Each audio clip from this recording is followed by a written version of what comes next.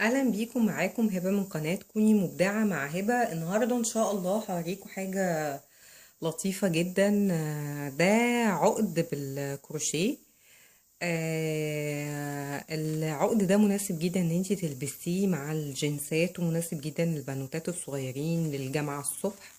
العقد ده سهل جدا وبسيط، تقريبا هو ما فيهوش شغل كتير، وتقدري تلبسي عليه اي اكسسوري تعجبك.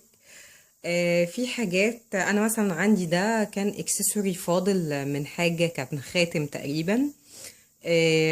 انا هنا ده ما فيهوش زي الدبوس، فاحنا ممكن نلزقه بمسدس شمع.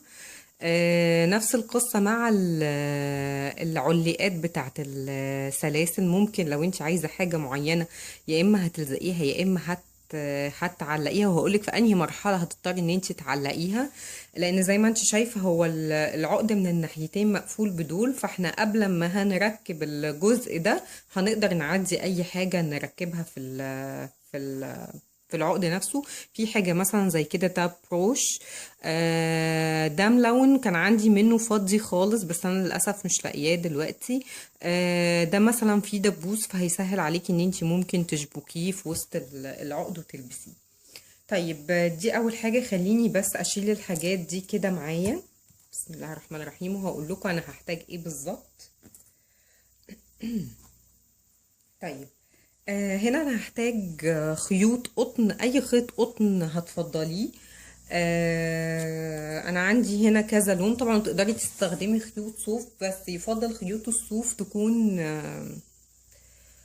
رفيعة. ما تحاوليش ان انت تستخدمي حاجة تخينة، لان القماش التخين بيكش تاني. حاولي تستخدمي حاجة رفيعة عشان يفضل المقاس بتاعه يكون مظبوط. طبعا ده هتعمليه على حسب انت عايزة مقاسه قد ايه. انا هقول لكم عدد الغرز اللي انا عملتها بالنسبه للعقد ده، وهوريكم صوره في النهايه الموديل كانت لابساه. انا هعمل العقد ده بلون مختلف. انا كنت عاملاه باللون ده، طبعا تقدري تستخدمي ساده او لونين مع بعض. انا استخدمت اللون دوت في العقد الاولاني. دلوقتي انا هعمل معاكم العقد التاني باللون ده. هحتاج ايه تاني غير الخيط؟ هحتاج مقص. وهحتاج إبرة يكون الفتحة بتاعتها دي تكون كبيرة، علشان تعدي الفتلة بتاعة الخيط. أو أي إبرة للتنظيف تكون فتحتها كبيرة. أنا للأسف الإبرة اللي كان عندي إبرة تانية غير دي، بس للأسف مش لاقياها، يعني دي مش دي الإبرة الطبيعية اللي أنا بشتغل بيها. دي إبرة كروشيه 2.5 مليمتر. هحتاج ايه دلوقتي؟ انا كل اللي انا هعمله دلوقتي ان انا هبتدي ان انا افك شوية من الخيط اللي معايا ده. هعمل بسم الله الرحمن الرحيم، هعمل عقدة البداية. اوكي. وهبتدي انا دلوقتي هحتاج ان انا هعمل في العقد الاولاني 250 غرزة. عايزة اكبر عايزة اصغر، دي حاجة ترجع لك. فانا مش هعمل اي حاجة غير ان انا هعمل سلسلة مكونة من 250 غرزة. دول كده 5. طبعا عشان الفيديو ما يطولش معايا هكملهم لحد 250، وهرجع اقول لكم هنعمل ايه مع بعض. تمام، هنا انا عندي عملت السلسلة بتاعتي من 250 غرزة زي ما اتفقنا، ده الطول بتاعها. هعمل ايه دلوقتي؟ انا هي الغرزة اللي انا شغالة فيها دي اخر واحدة انا عملتها. هبتدي ان انا ادخل في الغرزة اللي قبل منها على طول، دي اللي بعديها على طول، سوري. وهاخد غرزة منزلق كده، وبعدي من الغرزة اللي انا فيها. طبعا تحاولي تعدلي السلسلة بايديكي وانت شغالة. نفس القصة هعملها في الغرزة اللي بعديها. انا اشتغلت دي، هشتغل في اللي بعديها اهو. هعمل كده، اسحب واسحب من الطرف التاني كده اهو، واسحب هسحب من الطرف التاني، وهكذا هكمل ده هيبقى الشكل بتاعي. هكمل بقية السلسلة كلها وهرجع اوريكم هنعمل ايه مع بعض. انا هنا كملت معايا 250 غرزة اللي قلتلكوا عليهم. انا هنا فاضل معايا بس اخر غرزتين، عشان اوريكم انا هقفل الغرز دي ازاي. اهو، دي اخر واحدة اهي.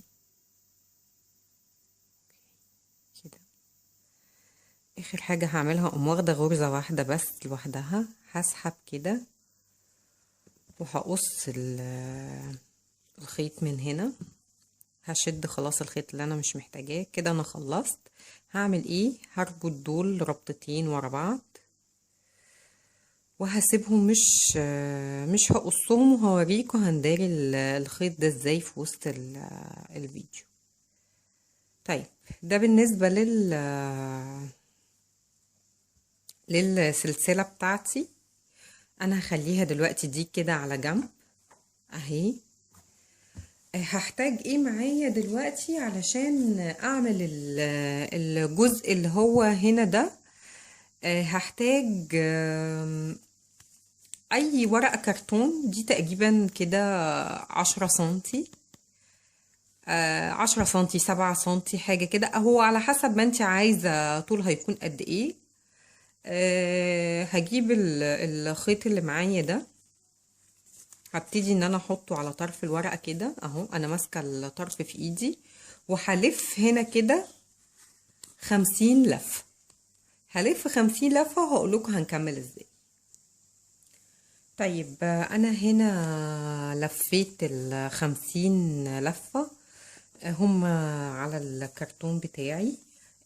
انا قصيت بس قطعتين من الخيط. هحتاجهم في ايه؟ انا هاخد اول واحدة منهم اهي كده، هعديها من الفتحة بتاعت الإبرة. وأسهل طريقة عشان تعدي الخيط ده من فتحة الإبرة هو إنك تمسكي الخيط بين صباعينك وتضغطي عليه كويس وتنزلي كده لحد ما تعدي منه من الفتحة الخيط. هعمل ايه؟ انا عندي الجزئين اللي انا ابتديت بيهم الخيط ونهيتهم هسيبهم طوال زي ما هما. هعدي الخيط من تحت الابره، من تحت الخيط بتاعي اللي موجود هنا على الكرتون دي، هعديه اهو كده. هبتدي ان انا بس اسويه كده، وهربط اول ربطه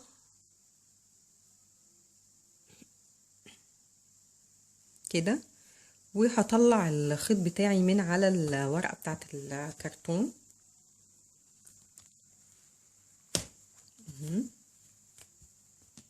وهربط الخيط بتاعي ده ربطتين او 3 كويس، وما تقلقيش مش هيحصل حاجة يعني، ما تتعامليش بحذر، لا عادي. انا هسيب بقية الخيط ده دلوقتي وهقول لكم هنعمل فيه ايه بعدين. دلوقتي انا عندي الجزء اللي هو الخيط اللي متني من تحت ده، انا هبتدي ان انا اقص الخيوط اللي من تحت دي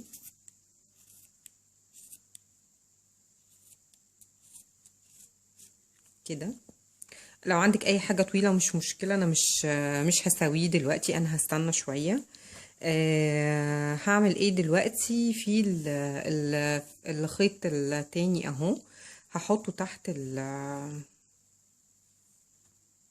الجزء ده تقريبا، هسيب زي تقريبا سنتي واحد بس، وهبتدي اني اربط الخيط اللي معايا ده اهو كده.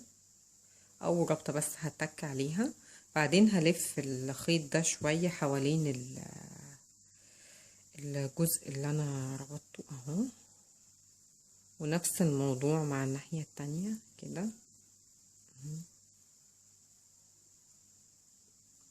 كده. همسك طرفين الخيط هربطهم مرتين كمان.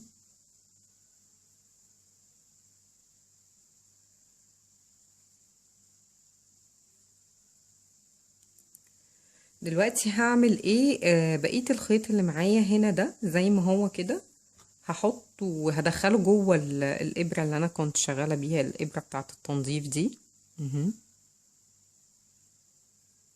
كده، وهعديه من وسط الخيط من هنا اهو كده. همسكهم وهشد كويس.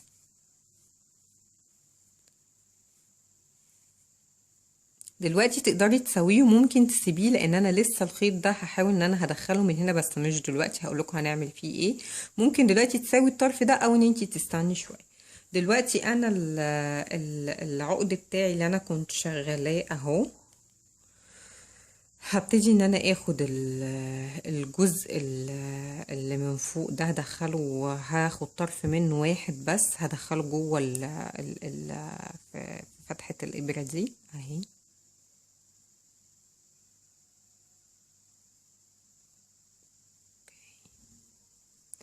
وبعدين انا عندي هنا الطرف بتاع العقد اهو، هدخل منه الابرة بس اعدي اول طرف ده كده، وبعدين هبتدي ان انا اربط الطرفين مع بعض كويس جدا. حاولي ان انتي تربطيهم كويس عشان ما يفكوش منك ويقع بعد كده معاكي مع الوقت.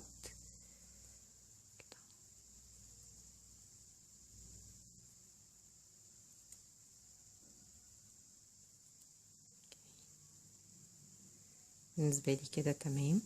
هحتاج بس ان انا هم نفس الخيط ده همسكهم كده مع بعض، هدخلهم برضو مع بعض هما الاتنين جوه فتحة الابرة. اوكي، وهعديهم من الجزء اللي انا كنت عديت منه الخيط الاولاني اهو كده تمام. نفس الموضوع هعمله مع الخيط اللي هنا اللي في الجزء ده.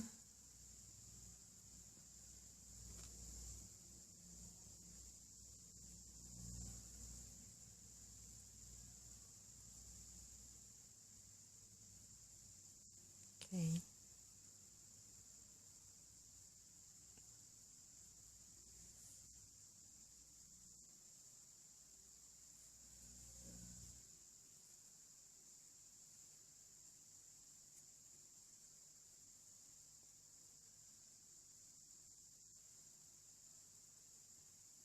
بس عشان الفتلة دي قصيرة فانا هعدي الابرة الاول، وبعدين هشبك فيها الخيط بتاعي من هنا اهو. اوكي كده انا دريت كل الخيط اللي كان موجود معايا في المرحلة دي. تقدري ان انتي تساوي الطرف بتاعك اللي من تحت ده.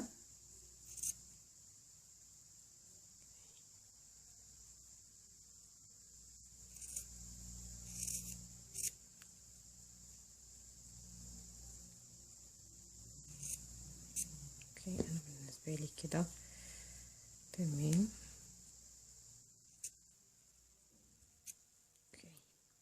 انا هعمل في الطرف التاني نفس الموضوع، هشبك دي في دي وهوريكم هنعمل ايه مع بعض. هنا انا خلصت العقد بتاعي زي ما انتم شايفين.